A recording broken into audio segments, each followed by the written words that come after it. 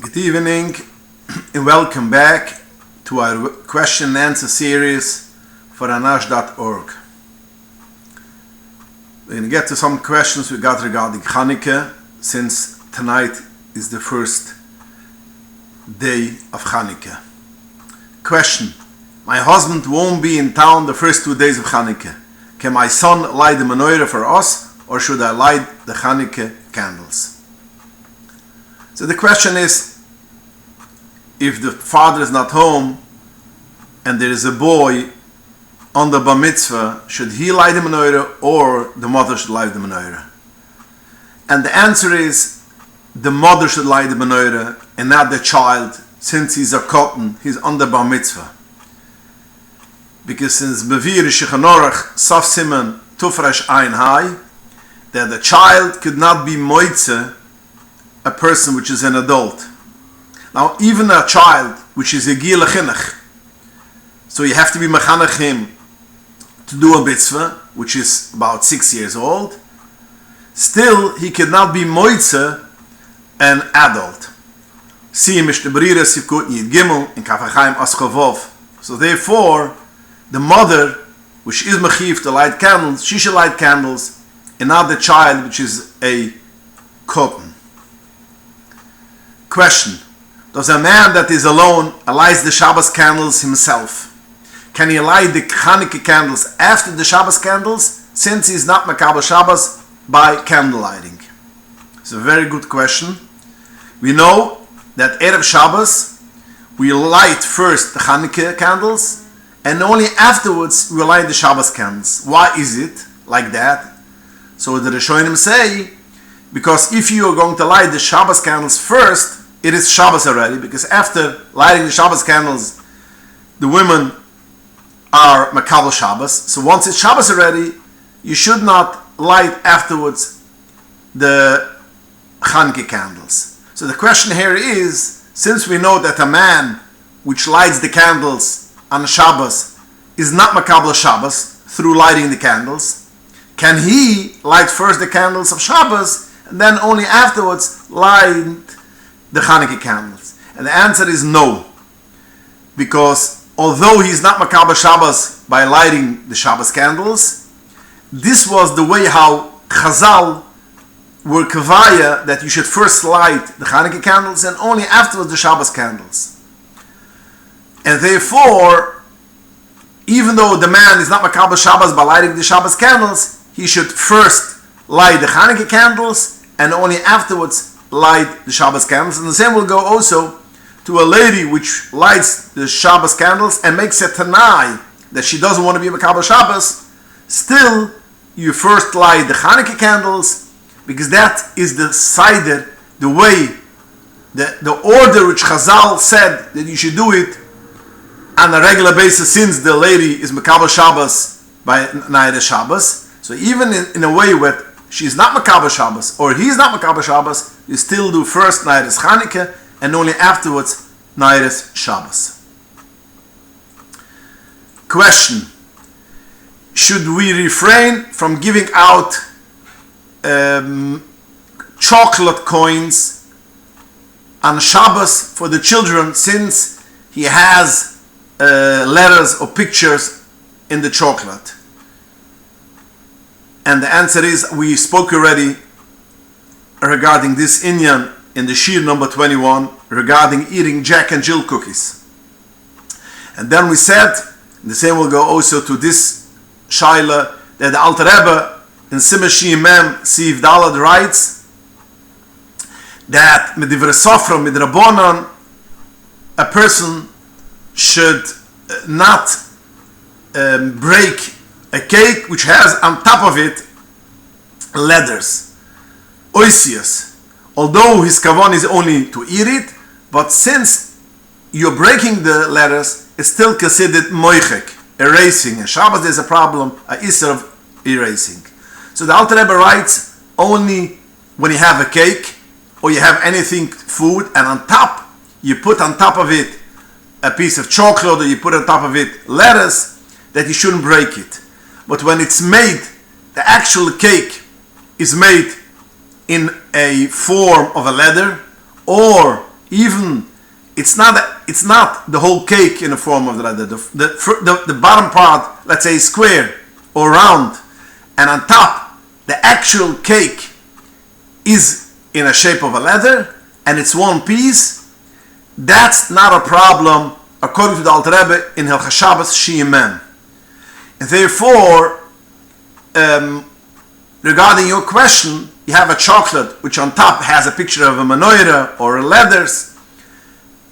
There is no problem of eating it and breaking the leathers, since it's one piece of chocolate. That's even for an adult. Over here, you have another reason not to refrain from giving this for a child, because the Alter Rebbe writes in Simon Shimem Gimel Sif Yid in Hilchos Shabbos that you are permitted to give for a child anything that could make a malacha, and even if you know he's going to make a malacha, you could give it for a child. And the Alter Rebbe gives an example, for instance, giving for a child a piece of cake which there is letters on top of it. So in Shim Mem, the Alter Rebbe writes that it's a problem for an adult to eat it. The Alter Rebbe says giving it for a child is not a problem, since the child, when he breaks it and he eats it, his kavana is to eat it. He has kavana lahanos atzmoi, that means for his own enjoyment. So whenever a child does a thing for his own enjoyment, then you don't have to refrain him from doing it. You cannot put it in his mouth if there is a problem.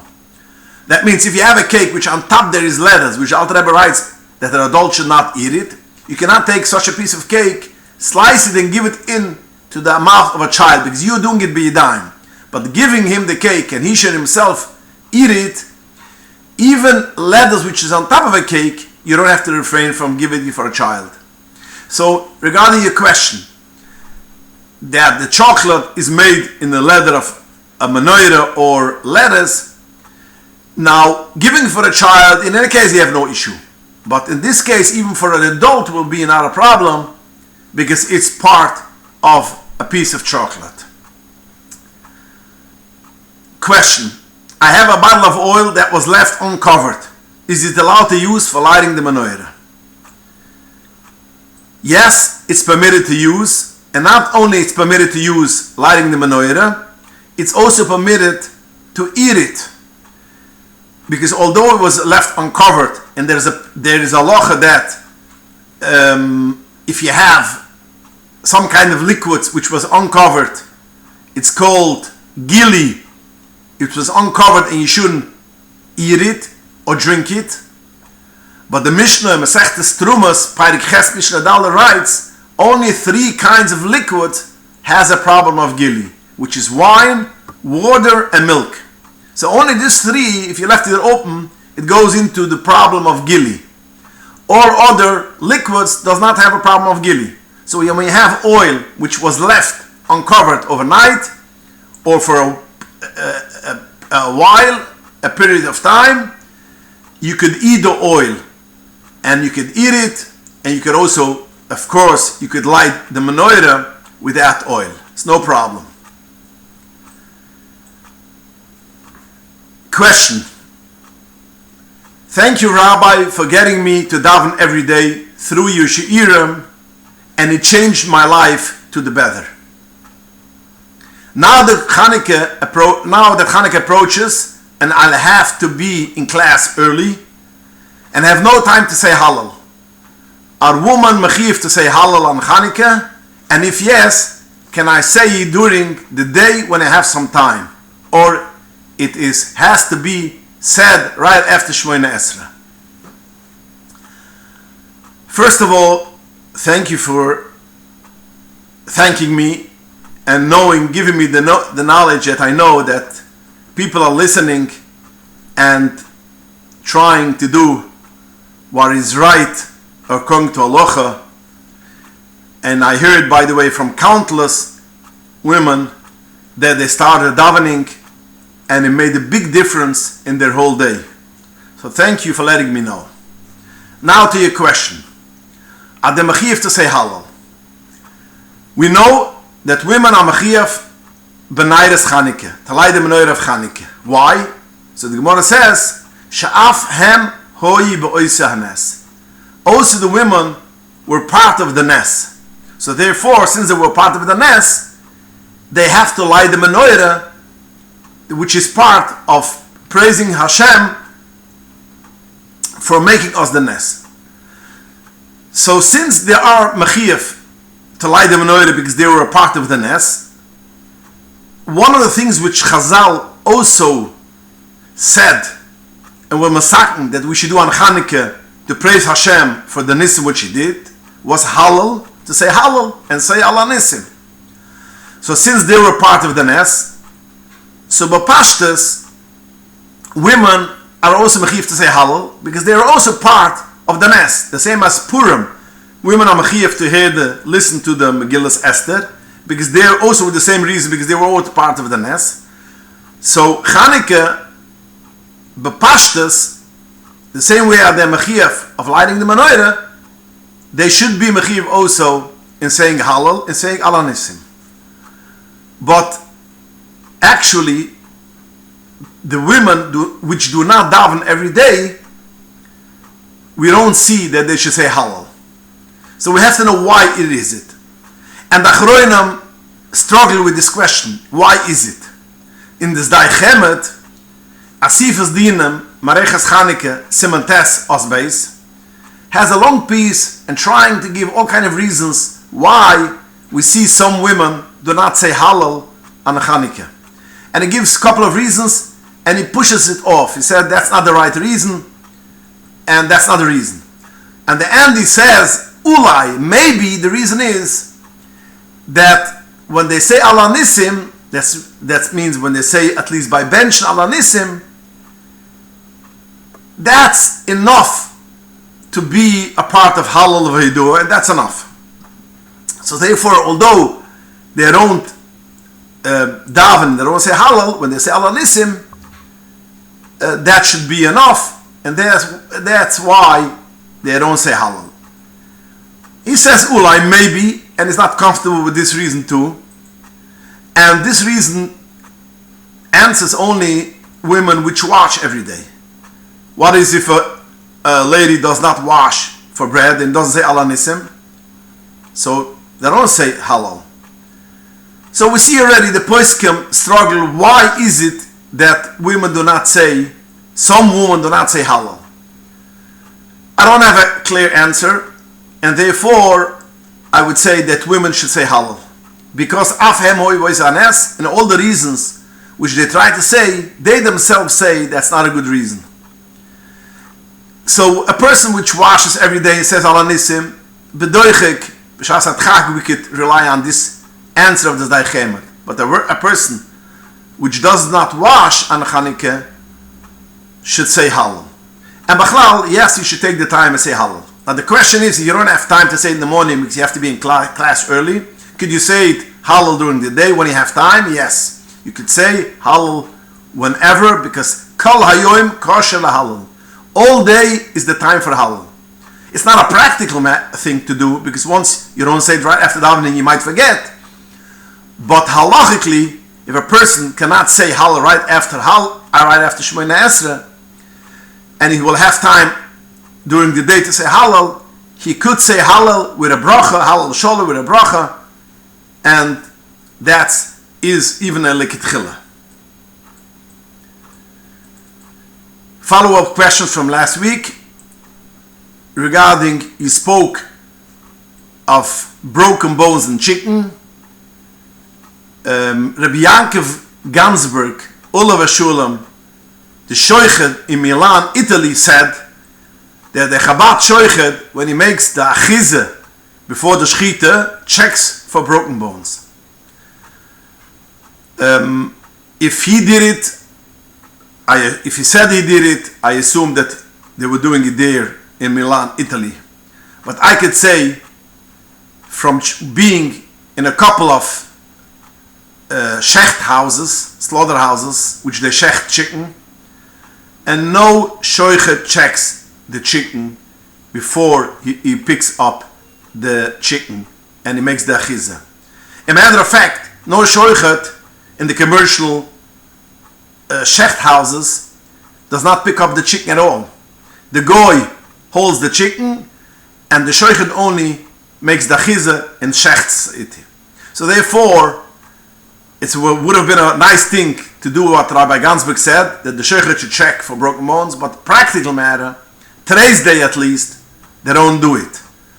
So you cannot rely on a broken bone that it's for sure wasn't when it was alive, and therefore when you see a broken bone, you should tear up the meat and see if the bone is clean, no blood around it, and then it was for sure after the shechita.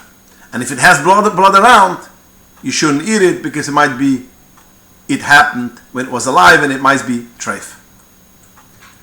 Question: is one permitted to put back leftover food in a glass jar that it came from? The jar was obvious not toiveled, and I want to put back the extra pasta sauce or pickles that are left over from a serving bowl. Can I put it back into the bottle? This is a very good question.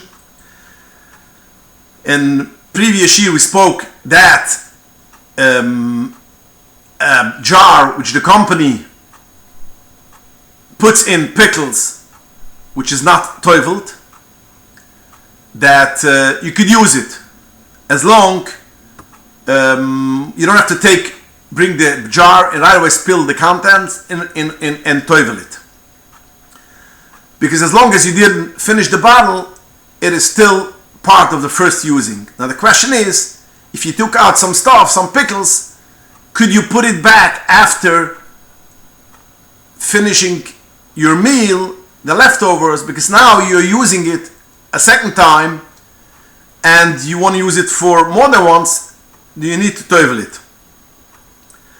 And the answer is, the Reb Shlomo Zalman Auerbach says, it's brought down in Shmir Shabbos Kechusa Peirik Tes Horemem Aleph, that even if a person took out stuff and since he didn't empty out the whole bottle, only he left stuff in the bottle, so he could still return the leftovers into that bottle, because that's still considered a part of the first using. So to answer your question, yes, as long as there are leftovers in the bottle, you could put back the pickles or whatever you took out from the bottle and put it on a plate, and after the meal is left over, you could still put it back into the bottle, because it's still considered part of the use of the first time using.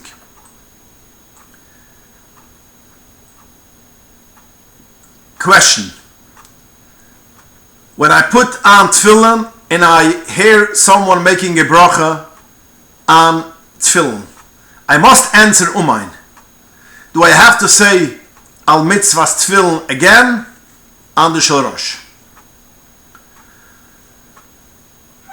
Now, what you say, that when I put on tefillin and I hear someone making a bracha on tefillin, I must answer umain, I disagree. You do not have to answer umain, and you should not answer umain.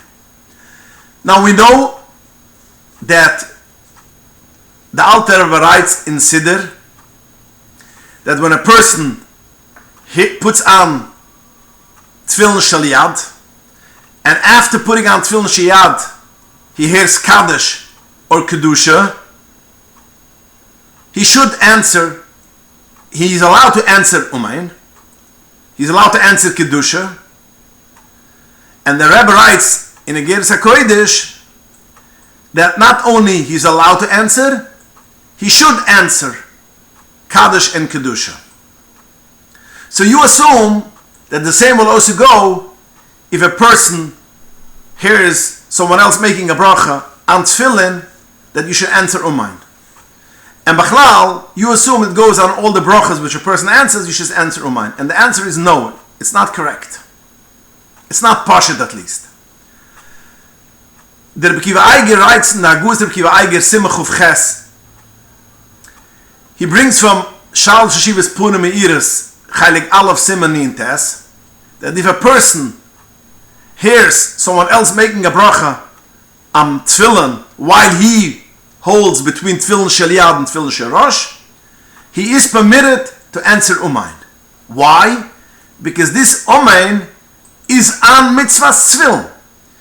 And it is as if he's saying that whatever I just said, the mitzvah of Anuchas Tefillin is correct. So since you are putting on Tefillin and you're answering Umain and a bracha on Tefillin, it's not a hefsek. And he brings down what the Shal Shashivas Devar Shmiel, Simakif Mem Bais, says you should not answer Umain. And Rebbe Kiva Eiger brings a raya like the Devar Shmiel that you should not answer Umain and there is a hefsek. And this is how the Mishnah Berurah and Simach of Hay Sivkut Lamadalet paskens, and the Rebbe Chaim Noah in the Sefer Shneis Chaim Siman Gimel Siv Zayin paskens also the Rebbe Kiva Eiger that the person which hears a bracha on Tefillin which someone else is making, you should not answer Amen on that bracha. Now, there are poskim which say you could answer, which is the Malbim in Artzas HaChaim and the Darkei Chaim. He doesn't say you should answer, he says that if you answered, you shouldn't say again a bracha. And there is a nice shiva of Meches HaLuzer, of Minkach, Chaylik Aleph Semechov, which says over there, I know there's a Bechloikes HaPoskim, some say you should answer, some say you should not answer. It is a hefsek, not a hefsek. I'm not going to be machriya and paskin like either of them, and I would say shev al ta'asudav, don't say a bracha. Because if you're not going to say a bracha, you're on the safe side. Since it is a chashash hefsek, and a chashash hefsek deraisa, so therefore, don't make a bracha. So when the Alter Rebbe writes, if a person hears Kaddish, Kedusha, he could answer between Shel Yad and Shel Rosh. The Alter Rebbe doesn't say if he hears a bracha he could answer. He says Kaddish and Kedusha. So we could say that the Alter Rebbe holds also, like the other poskim, the Devar Shmuel, the Rebbe Kiva Eiger, the Mishnah Berurah, the Rebbe Chaim Noah, that you should not answer. And only by Kaddish and Kedusha or Borchi you could answer. But a bracha which you hear from someone else, even a bracha which is on Tefillin, it's not Michrech, the Alter Rebbe holds that you should answer. And since it's not Michrech, and we're going into a problem of making a hefsek between the Shel Yad and the Shel Rosh, Shev al Ta'asa Udaf, and don't answer Omen on such a bracha. And we see, as I mentioned last week, Rebbe Chaim Noah usually passes like the Alter Rebbe, and he also says over here that you should not make a bracha, and you should not answer Omen on someone else's bracha. Now, correct, right, that he goes even further and said you shouldn't answer Kaddish and Kedusha, but on this thing, we don't go like Rebbe Chaim Noah, because the Rebbe writes you should answer. But regarding answering a Omen on a bracha which someone else says, even a bracha which is al mitzvahs tefillin, you should not answer Amen because shev valtas would have stay away from a machlokas and it might be a hefsek. Okay, thank you for joining us, and please join us again next week. And have a wonderful Chanukah and a wonderful week.